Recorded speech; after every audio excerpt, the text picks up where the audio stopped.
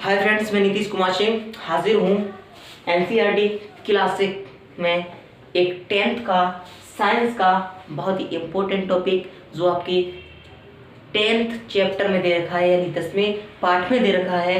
वो बहुत ही important basic पढ़ाने वाला हूँ जो आप सब कंफ्यूज रहते हो कि कहाँ से क्या होता है ना। अगर आप इस तरीके से पार्ट समझ लेते हैं तो मेरी राय है कि उस पार्ट से आने वाला कोई भी क्वेश्चन इस तरीके का जो मैं समझाने वाला हूँ कोई भी छूटेगा नहीं। इसलिए बहुत ध्यान से समझिएगा कि मैं समझाने वाला क्या हूँ।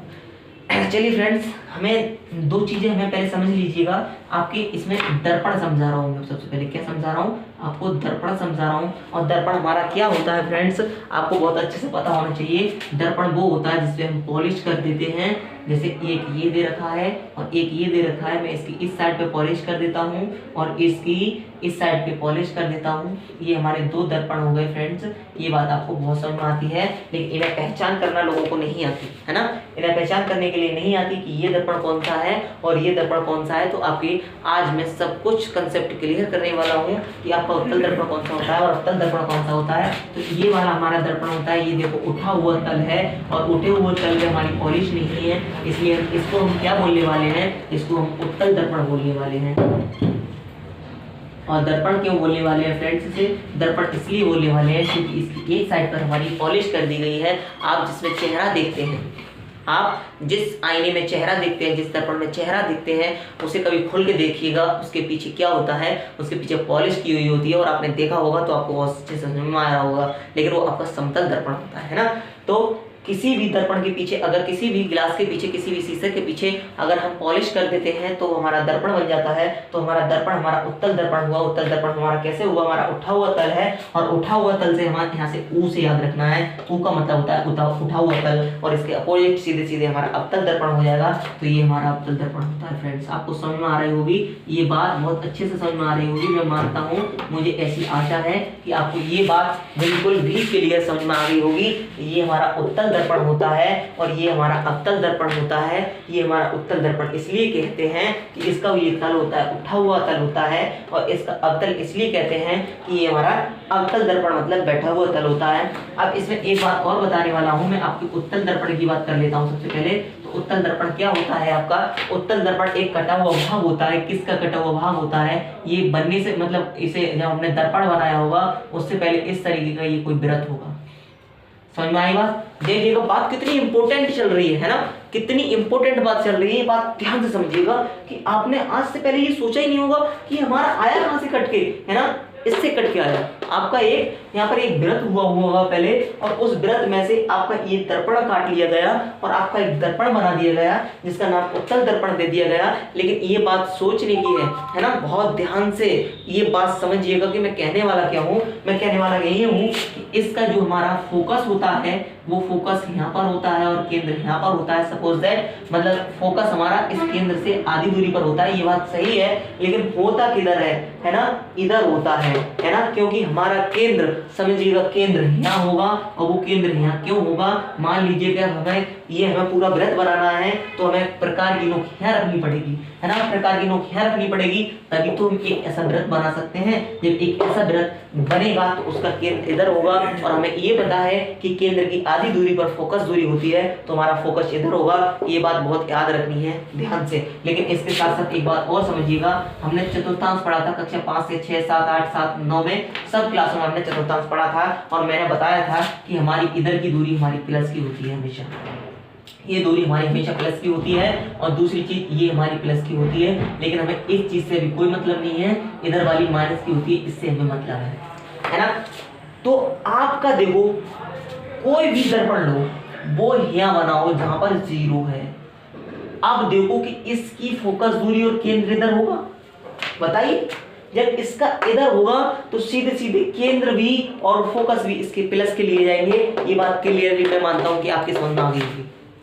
बताइए फ्रेंड्स, आपके समझ में आ गई? कमेंट करिएगा अगर समझ में आई है तब। नहीं समझ में आई है तो वीडियो एक बार बैक करिएगा। समझिएगा ये प्लस की हम क्यों लेते हैं? हम उत्तल दर्पण की फोकस दूरी, केंद्र की दूरी प्लस की इसलिए लेते हैं कि वो हमारा अगर हम यहाँ पर बनाएं तो ये चतुर्थांश इधर को बनता है जिधर हमारा केंद्र हुआ होगा। बात समझ में आई? अब बात ले लेता हूं मैं सीधे सीधे अवतल दर्पण की। तो अवतल दर्पण बिल्कुल डिफरेंट, इसके बिल्कुल उल्टा होता है फ्रेंड्स। मैं मानता हूं कि वो भी आपके बिल्कुल समझ में आने वाला है, तो समझिएगा। वो हमारा मैं वो भी बना लेता हूं। ये आपका अवतल दर्पण हो गया और इसमें मैं दोबारा से पॉलिश कर देता हूं। ये आपकी दोबारा से पॉलिश हो गई। अब देखिएगा ये भी हमारा क्या है, एक कटा हुआ वृत्त का भाग है। बताइए, ये बात बहुत अच्छे से आपको समझ में आ रही होगी। जब ये कटा हुआ भाग है तो वही एक चतुर्थांश बनाइए और चतुर्थांश में यहाँ बना दीजिएगा, यानी कटा हुआ भाग इधर होगा। यानी बनाने से पहले हमारा वृत्त का केंद्र इधर हुआ होगा, वृत्त का केंद्र इधर हुआ होगा, तो इधर की फोकस दूरी हमारी माइनस की होती है हमेशा। ये बात आपको याद रखनी है। मान लीजिएगा केंद्र यहाँ है तो यहाँ F है, और अगर F की कोई भी वैल्यू ले लोगे तो जो भी वैल्यू होगी वो आपकी नेगेटिव होगी F की भी और से की भी। और इसके साथ साथ एक चीज और बता देता हूं, ये जो इधर होती है, जो हमारी इधर होती है, यानी पॉलिश के इधर की बात कर रहा हूं। पॉलिश के पीछे कौन जाएगा? कोई नहीं जाएगा ना। यानी पॉलिश के पीछे कोई जा नहीं सकता। यानी हमें क्या करना है, कोई भी वस्तु रखनी होगी वो इसी साइड रखनी होगी हमारे लिए। इस साइड रखेंगे, वस्तु की जो हमारी दूरी होगी, यानी जिसे हम क्या कहते हैं, U से रिप्रेजेंट करेंगे, वो हमारी हमेशा नेगेटिव रहने वाली है फ्रेंड्स। ये बात भी आप क्लियर कर लेनी चाहिए, क्योंकि आपको आगे डेरिवेशन कराएंगे। उस डेरिवेशन में आप चौंकेंगे कि हमारी U की दूरी हमेशा माइनस क्यों ली जाती है, जबकि B की प्लस भी हो जाती है और माइनस भी हो जाती है। तो हाँ, B की प्लस भी हो जाती है और माइनस भी हो जाती है। सिंपल सी बात तो ये है, U की माइनस की रहेगी हमेशा। लेकिन हमारी अगर चित्र हमारा देखो, यहाँ पर अगर हमारा वस्तु हमारी ऐसी रखी हुई है, वस्तु हमारी हमेशा ऐसी ही रखी जाएगी तो प्लस की होती है। लेकिन अगर हमारी वस्तु नीचे बन के आई, ऐसे करके बन के आई, इसका प्रतिबिंब मान लो ये A है और ये B है, तो इसका जो प्रतिबिंब बन के आएगा A डैश और B डैश आएगा। अगर उसकी लंबाई देखी जाए, यहाँ पर एक I होता है, एक O होता है ना। आपको I और O भी पढ़ा होगा, तो मैं बता देता हूँ। लोग बता देते हैं कि I और O ये नहीं बताते हैं क्या होता है। तो I का मतलब होता है इमेजिनरी संख्या, है ना। I का मतलब क्या होता है, इमेजिनरी। और यहाँ O का मतलब क्या होता है, O का मतलब होता है आपका ऑब्जेक्ट, है ना। तो I का मतलब इमेजिनरी, मतलब जो बन के आएगी वो चीज को हम I की लेंथ से रिप्रेजेंट करेंगे। और जो हमारा O है, जो ऑब्जेक्ट हमारा ले रखा है, उसकी लेंथ जितनी भी होगी वो हम O से रिप्रेजेंट करेंगे। और हमारा जो U होगा, जो हमारी वस्तु की दूरी होगी, वो हम U से रिप्रेजेंट करेंगे। U से हम वस्तु की दूरी रिप्रेजेंट करेंगे, जो हमारी हमेशा निगेटिव होगी। और OB से हम प्रतिबिंब की दूरी रिप्रेजेंट करेंगे। ये हमारी निगेटिव भी हो सकती है और पॉजिटिव भी हो सकती है। तो ये बात आपको बहुत याद रखनी है, बहुत ध्यान से रखनी है। और O की भी हमारी हमेशा पॉजिटिव होगी, और ये हमारी पॉजिटिव भी हो सकती है और नेगेटिव भी हो सकती है। मैं मानता हूँ फ्रेंड्स, इतनी बात आपको बहुत अच्छे से क्लियर हो गई होंगी। आपको मैं आगे लेके चलता हूँ। आपको बहुत अच्छे से आपको ऐसे ही पढ़ाई करना है, जैसे मैं आपको समझाता जा रहा हूँ। आपको बहुत अच्छे से समझते जाना है। और देखते हैं कि आपका इस चैप्टर में आज कितना रह जाता है और कितना आपको छूटता है। देखते हैं आप टॉप करते हैं या कोई और टॉप करता है क्लास। हो सकता है आप डिस्ट्रिक्ट भी टॉप करें, है ना। तो मैं आपको देखो कुछ रूल लिखा दे रहा हूँ। रूल हमारा क्या होता है, परावर्तन के जो रूल होते हैं, परावर्तन के रूल होते हैं आपके 3। पहला रूल क्या है कि अगर कोई किरण, लिखिएगा कि यदि कोई किरण मुख्य अक्ष समांतर जाती है तो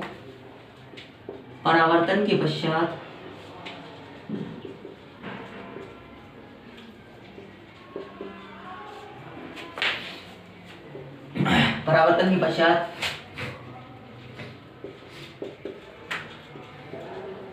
फोकस से गुजर जाती है या चली जाती है।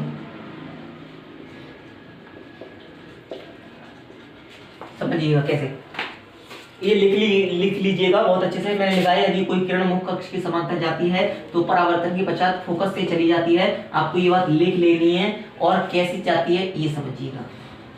ये मैंने एक अवतल दर्पण ले लिया, आपको पहचानना होगा। अवतल दर्पण हम जब कहेंगे जब इस पे पीछे साइड पॉलिश हो जाएगी। और यहाँ से कोई भी एक मुख्य अक्ष ले लिया, ऐसे मैंने मुख्य अक्ष बोला है, इसमें मुख्य अक्ष बोला है। और मैंने बोला है कि इस पर अगर कोई वस्तु रखी हुई है, इसका ये केंद्र है और ये इसकी F दूरी है, तो इससे आने वाली किरण जो इस मुख्य अक्ष के समांतर गई है तो उसका नियम ये होता है कि हमारी फोकस से ट्रांसफर हो जाती है। ये हमारा फोकस से यहाँ से ट्रांसफर हो जाती है। पहला नियम मैंने ये लिख दिया है और कुछ नहीं लिखा है मैंने, है ना। तो इस बात को आपको नोट कर लेना है। मैं दूसरा नियम लिख रहा हूँ। दूसरा नियम लिखिएगा।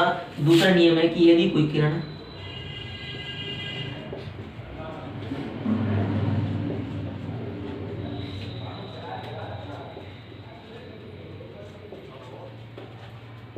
मुख्य अक्ष से जाती है या आती है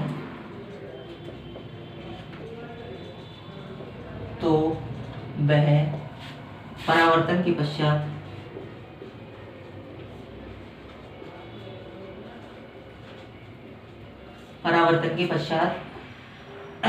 मुख्य अक्ष के समांतर हो जाती है। यहाँ पर सॉरी, मुख्य अक्ष नहीं है, मुख्य फोकस है। मुख्य अक्ष के समांतर हो जाती है।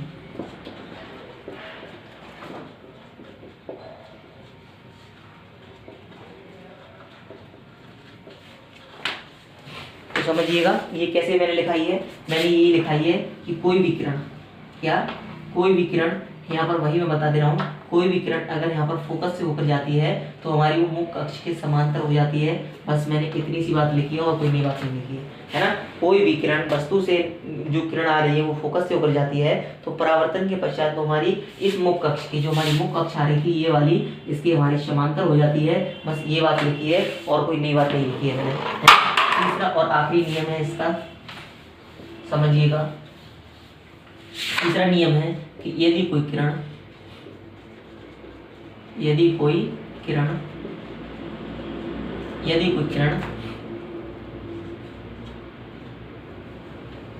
इसे बोलता हूं वक्रता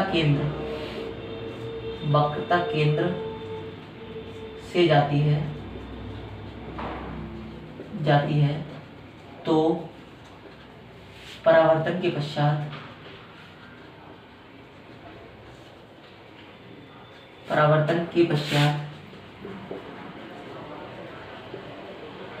वापस उसी माध्यम में लौट जाती है।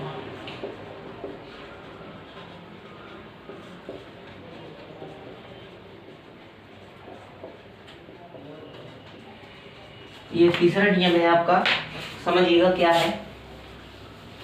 मान लीजिएगा ये आपकी मुख्य अक्ष है और यहाँ पर ये आपका केंद्र है, ये आपकी फोकस दूरी है और मैंने बताया कि कोई वस्तु रखी हुई है जिससे केंद्र से होकर तो कोई किरण जाती है, इसे मैं डबल तीर से दिखा दे रहा हूँ, तो वापस उसी माध्यम में आ जाती है। बस मैंने इतना लिखा है और नई कोई सी बात नहीं लिखी है ना। सिर्फ मैंने इतना लिखा है और मैंने नई कोई सी बात नहीं लिखी है। आपको ये याद कर लेना है बहुत अच्छे से। चलिएगा फ्रेंड्स, मैं और आगे आपको पढ़ाने वाला हूँ।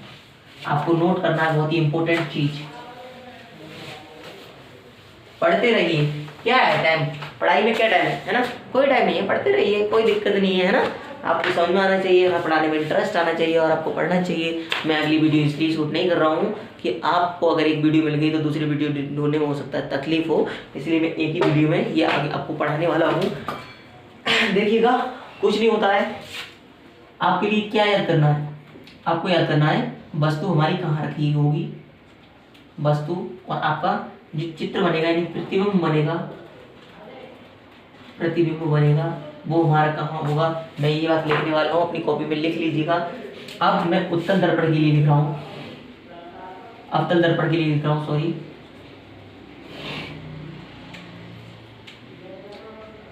अवतल दर्पण के लिए लिख रहा हूँ, है ना। वस्तु हमारी मान लो अनंत पर रखी है, वस्तु हमारी अनंत पर रखी है तो हमारा चित्र कहाँ बनेगा, तो हमारा चित्र फोकस पर बनेगा। ये दिमाग में मार लो। और अगर फोकस पर रखी है,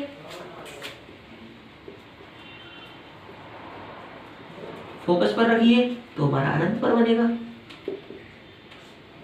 है ना। किस पर बनेगा, अनंत पर बनेगा। एक बात याद करनी है कि अगर अनंत पर हो तो फोकस पर बनता है और अगर फोकस पर हो तो अनंत पर बनता है। एक ही बात याद करनी है, उल्टा कर दो उसका, है ना।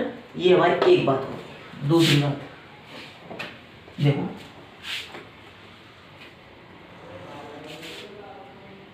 ये हमारा केंद्र है, ये हमारा फोकस है, और ये हमारा अनंत है, ये अनंत है ना। मान लो ये पॉइंट एक अनंत है ना। तो हमारी अनंत गति तो फोकस पर बन गई, और फोकस गति तो अनंत पर बन गई। अब बात होती है कि वस्तु हमारी यहाँ थी अनंत पर, हम अनंत से थोड़ी सी आगे बढ़ा रहे हैं, यानी अनंत और वक्रता केंद्र के बीच कर रहे हैं।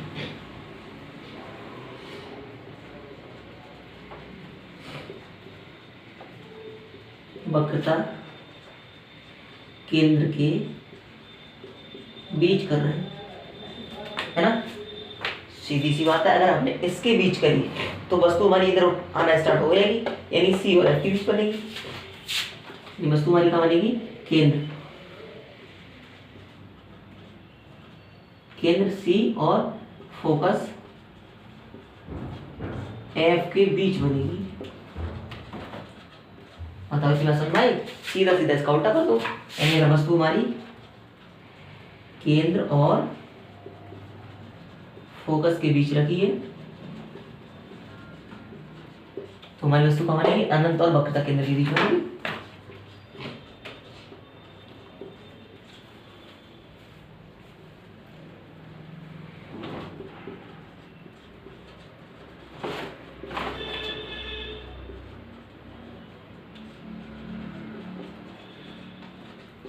ये बात समझ में आती है। तीसरी चीज बात करो कि अगर हमारी वस्तु वक्रता केंद्र पर रख दी जाए, है ना, क्या है, वक्रता केंद्र पर रखी जाए वस्तु, तो हमारी क्या बनेगी? वक्रता केंद्र पर बनी। अब इसे उल्टी करने की कोई आवश्यकता नहीं है, क्योंकि वक्रता केंद्र इधर करेंगे तो इधर भी वक्रता केंद्र पहुंचेगा। तो सीधी सी इतनी बात आपकी हो गई। आपको ये 3 बातें याद करनी है। चौथी बात आपकी एक और है। चौथी बात आपकी ये है कि हमने अनंत से रखते चले आए थे और हम फोकस तक पहुंच गए। अगर फोकस से भी आगे रख दी जाए तो हमारी जो वस्तु होगी उसका प्रतिबिंब हमेशा दर्पण के पीछे बनने वाला है। ये आपको चौथी कंडीशन और याद करनी है। वैसे देखो इसकी 1 2 3 4 और 5 और ये छठी कंडीशन है ना। इसकी पहले की ए हो गई और बी हो गई, दूसरे की ए हो गई और बी हो गई, और तीसरे की ए ही है और चौथी की ए ही है। मतलब ये केवल तीसरी और चौथी इसका नाम दे रखा है मैंने, है ना। यानी इसकी 2 हो गई, इसकी 2 हो गई और 2 ही हो गई। आपकी 6 कंडीशन होती है अवतल दर्पण के लिए, है ना। तो छठी कंडीशन क्या है आपकी, समझिएगा। छठी कंडीशन ये है कि अगर फोकस से भी आगे रखी हुई हो, है, फोकस से भी आगे हो, यानी फोकस से आगे हो, आगे, या फिर आपको ऐसे दे दिया जाए, ये होता है ध्रुव, ध्रुव से पहले तो आपका जो प्रतिबिंब बनने वाला है वो दर्पण के पीछे बनेगा, दर्पण के पीछे बनेगा कंप्लीटली। ये बात आपको याद रखनी है ना। और हमारा सीधा बनेगा, है ना, सीधा भी बनेगा और बड़ा भी बनेगा। ये बात आपको याद रखनी है, मैंने यहाँ नहीं लिखी है, ये आप बनाएंगे पटरी प्रकार की सहायता से तो अपने आप बनते चले आएंगे। इसमें दिक्कत थी इसलिए मैंने इसका सीधा और बड़ा भी लिख दिया, है ना। ये आपका बड़ा है। एक इसी के साथ और लिख लीजिएगा, क्योंकि उसे अलग कहाँ करें। हमारी उत्तल दर्पण के लिए सिर्फ एक कंडीशन होती है ना, तो उसे भी लिख लीजिएगा। क्या होती है हमारी वो, कि अगर वस्तु हमारी कहीं भी रख दो, हमारी वस्तु कहीं भी रख दो, ये आपकी वस्तु कहीं भी रख दो, वस्तु कहीं रख दो, कोई दिक्कत नहीं है। सॉरी फ्रेंड्स, वस्तु हमारी कहीं रख दो तो हमारा जो प्रतिबिंब बनने वाला है वो हमेशा दर्पण के पीछे बनने वाला है ना। दर्पण के पीछे बनने वाला है, छोटा बनने वाला है, और क्या कहते हैं, हमारा आभासी बनने वाला है। देखो दर्पण के पीछे पॉलिश है ना, पॉलिश है तो हम पीछे पॉलिश में देखने नहीं जा रहे हैं, तो सीधा सीधा आभासी होगा। ये बात तो दिमाग में भर लेनी है कि आभासी क्या होता है, जो हम नहीं देख सकते वो आभासी होता है। सीधी सी बात है कि ये आभासी याद रखनी है ना। चलिएगा, इसका 7वां नंबर है, मैं 7वें नंबर कैसे कराऊंगा। सबसे पहले मैं क्रम से लेके चलता हूँ। मैं सबसे पहले बताई थी कि अगर कोई भी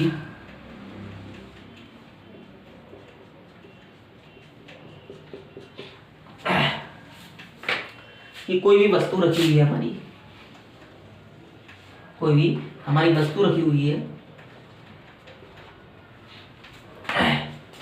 और वो हमारी कहाँ रखी हुई है, ये अनंत पर रखी हुई है हमारी। ये आपका केंद्र है और ये आपका फोकस दूरी है और ये अनंत पर रखी हुई है कोई वस्तु, और अनंत से आने वाली किरणें ये हमारी बड़ी होगी काफी, ऐस करके किरणें आ रही हैं, ऐस करके 2 किरणें आई,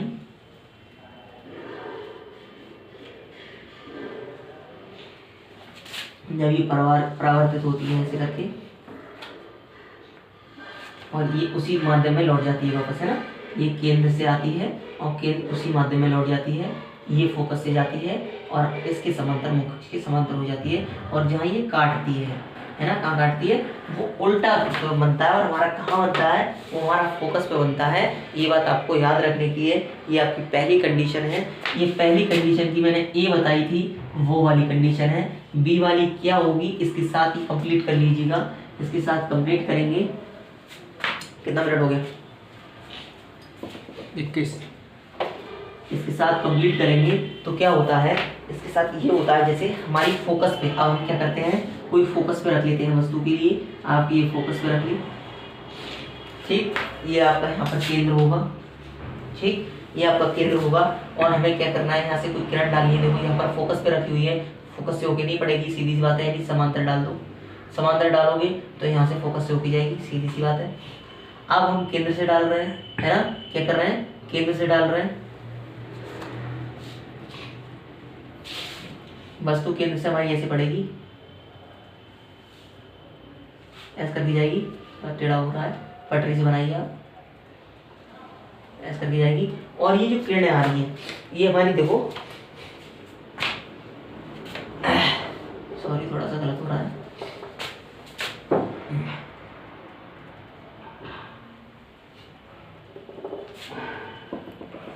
ये कहीं आगे जाके मिलेंगी, है ना, कहीं मान लो आगे जाके मिलेंगी, और ये मैं मान लेता हूँ लगभग यहाँ जाके मिल रही है, यहाँ जाके मिल रही है, तो ये हमारा अनंत पे जाके बन रहा है ना।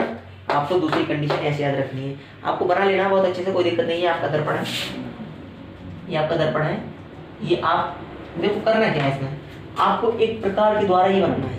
क्या करना है, एक केंद्र में प्रकार के द्वारा ही बनाना है, और केंद्र आपको नाप के लेना है। मान लो 6 सेंटीमीटर ले रहे हैं आप, है ना, 6 सेंटीमीटर ले लेना है, तो उसका जो चोबा, मतलब चोबा होगा पेज में, वो आपको यहाँ सी रखना है, और उसकी आधी यानी 3 सेंटीमीटर फोकस दूरी रखनी है। तो हमारा कंप्लीटली अपने आप सही जगह बन के आएगा, कोई बड़ी बात नहीं है, कोई आपको घबराने की बात नहीं है, बिल्कुल सिंपल सी बात है। आपको ये बात बहुत अच्छे से समझ में आ रही होगी, मैं मानता हूँ, मुझे आशा है ऐसी। चलिए आपको अगले प्रश्न की ओर ले चलते हैं। इसकी 2 कंडीशन पूरी हो जाती है। दूसरा मैंने लिखवाया था कि जैसे हम आगे बढ़ाते हैं, यानी फोकस क्या कहते हैं, वक्रता केंद्र और अनंत के बीच हम कोई वस्तु को रखते हैं। समझ लीजिएगा, ये हमारा कोई उत्तल दर्पण है,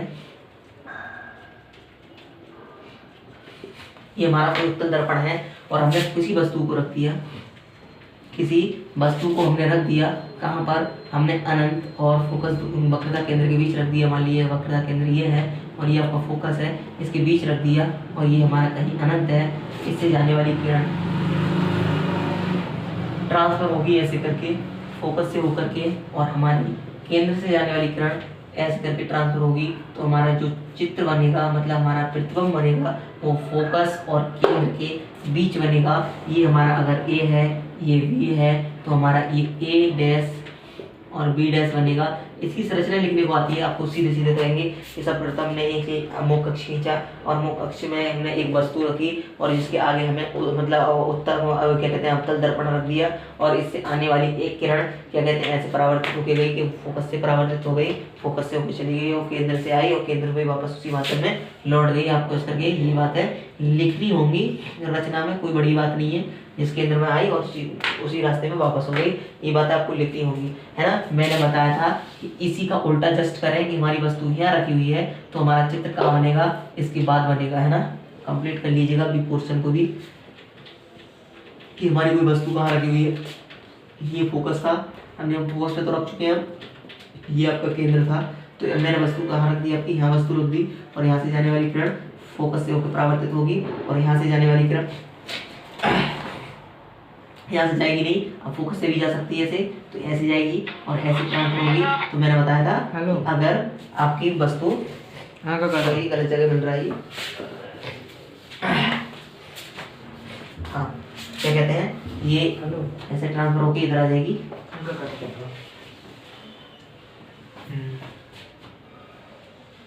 और ये देखो हमारी बाहर कटी है, यानी हमारा केंद्र मान लो यहाँ है, तो हमारी ये यहाँ कटेगी। आपको नाप के करना है ना, मैं बोर्ड पे कर रहा हूँ इसलिए थोड़ा सा मुझे तो याद है इसलिए मैं मेंशन करके कर देता हूँ, लेकिन आपको याद करके मेंशन नहीं करना है। आप पटरी पर कर लीजिएगा, अपने आप फिक्स जगह बैठेगी। मान लीजिएगा आपकी ये वस्तु थी, ए थी, ये बी थी, तो आपकी ए डैश हो जाएगी, आपकी वी डैश हो जाएगी, और ये आपका दर्पण हो जाएगा, हमारा ये अवतल दर्पण हो जाएगा। ये बात आपको क्लियरली समझ में आ रही होगी। चलिएगा अगली कंडीशन की ओर चलते हैं, जो हमारी तीसरी कंडीशन मैंने लिखवाई थी कि हमारी वक्रता केंद्र पर कोई भी वस्तु रखी हुई है तो हमारा प्रतिबिंब वक्रता केंद्र पर ही बनता है। ये बहुत बार पूछा जाता है फ्रेंड्स, वक्रता केंद्र पर रखी है और वक्रता केंद्र पर है। आपकी बार तो पूछने के ज़्यादा ही चांसेस बनते हैं, वैसे हर बार कौन सा पूछा जाता है, आपकी 5वीं 6ठी कंडीशन पूछी जाती है। चलिएगा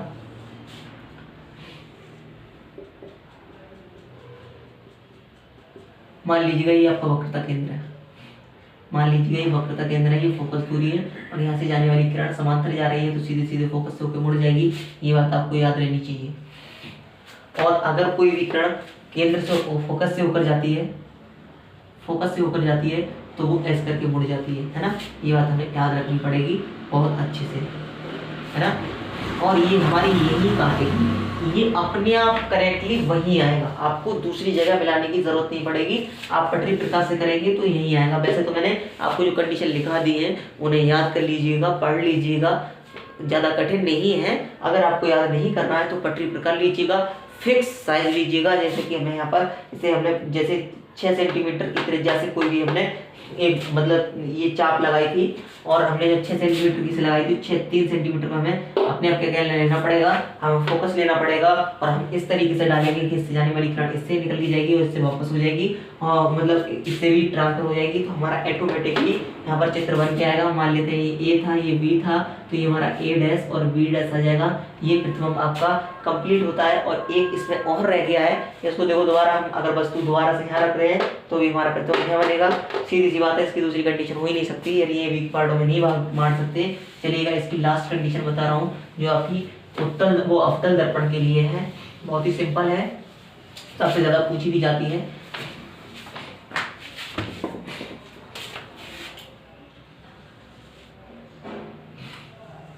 मान लीजिए आपकी कोई वस्तु यहाँ रखी है और आपका एफ यहाँ है, सी यहाँ है ना, ऐसे रखी हुई है आपकी, मान लीजिए, है ना।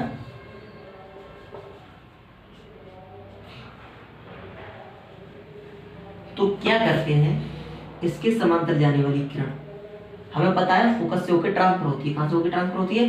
फोकस से होकर ट्रांसफर होती है। कर दो भैया फोकस से होकर ट्रांसफर, लो हो गई फोकस से होकर ट्रांसफर, ये आपका फोकस है ना। और ये भी पता है कि केंद्र से होने वाली किरण क्या होता है, केंद्र से आने वाली किरण वापस उसी माध्यम में लौट जाती है।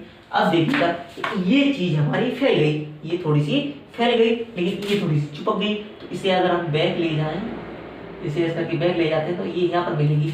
लेकिन क्या करना है, ये डॉटेड दिखाना है आपके लिए, है ना।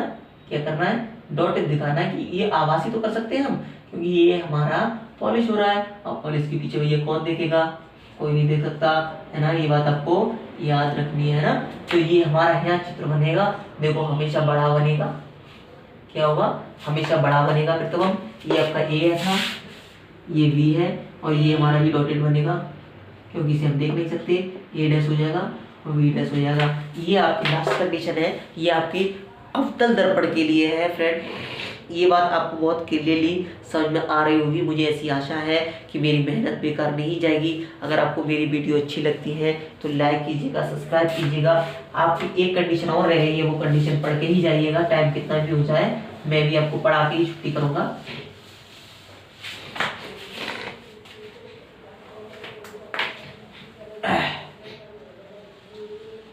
ये आपकी उत्तल दर्पण के लिए है ना।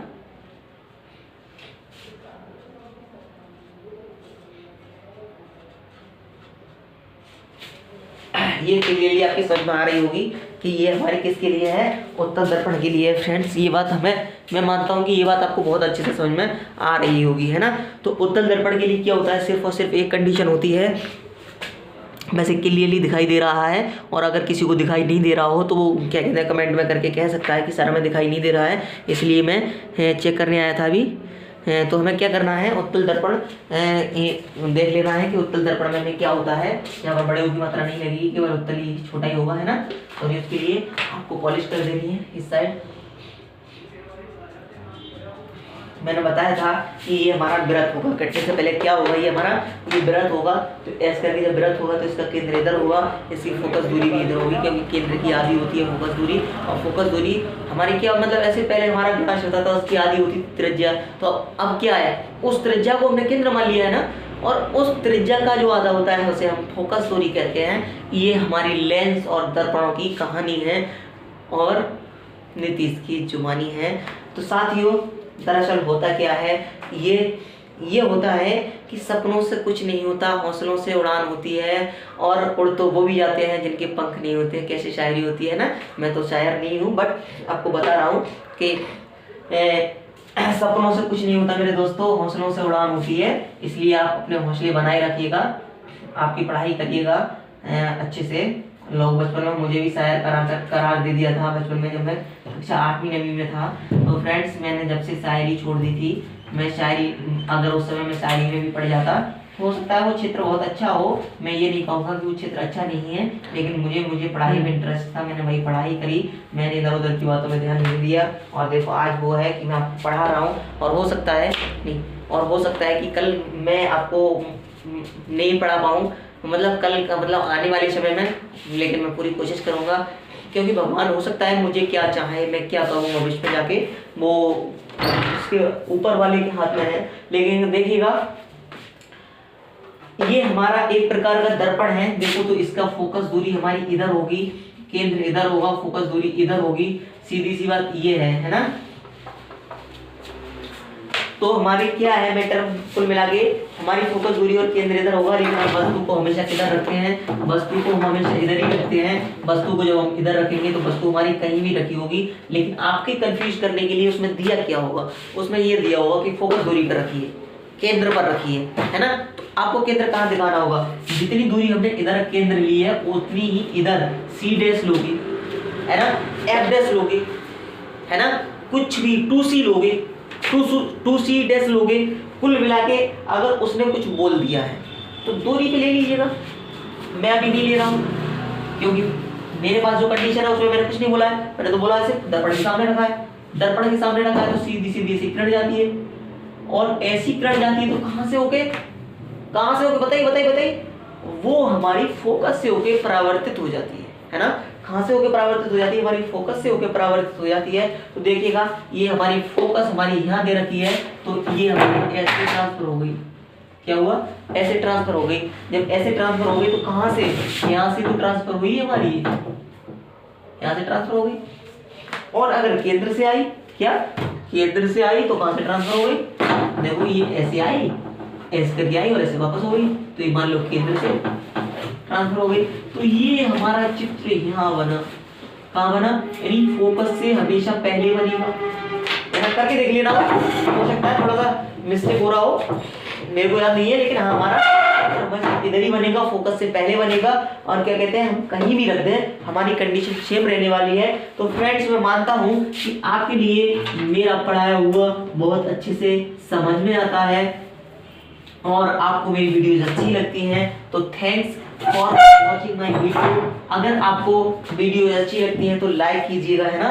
आपको क्या करना है, लाइक करना है, शेयर करना है, जिससे कि आपके फ्रेंड्स भी क्या कहते हैं मेरी वीडियोस देख सकें, और आपको सब्सक्राइब भी करना है, जिससे अगली वीडियो अपलोड करूं तो आपको सबसे पहले मतलब आपको आपके पास पहुंच जाए, और आपको बेल आइकन भी क्लिक कर देनी है, जिससे कि आपकी घंटी बज जाए कि नीतीश सर ने आज एक वीडियो अपलोड कर दी है, और हमें वो वीडियो देख लेनी चाहिए। और हमारे बहुत ही काम की है, हमारे बोर्ड की एग्जाम है। अगर आपको ऐसा सब कुछ लगता है तो नीतीश की क्लास आपको लेनी पड़ेगी। YouTube पर बहुत सारी क्लासें आपको पढ़ने को मिल जाएगी, लेकिन हो सकता है कि आपकी वो समस्या सॉल्व नहीं करते हो। फ्रेंड्स, अगर आपको मेरी क्लासें अच्छी लग रही है और आपको कहीं भी कोई समस्या है तो आपके लिए मैं एक नंबर दे देता हूँ। इस नंबर पे आपको कॉल नहीं करनी है, आपको सिर्फ इस नंबर पर व्हाट्सएप के थ्रू अपनी समस्या का समाधान करना है। आपका मेरा नंबर है 90279746 और 58।